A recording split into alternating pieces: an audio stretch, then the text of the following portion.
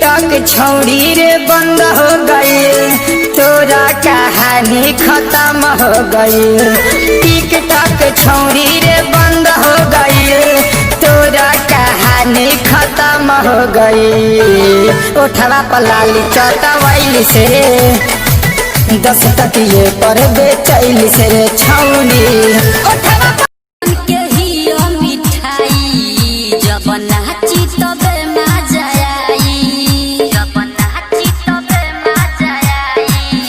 सब लइकन के ही मिठाई जब नाची तबे मजा आई।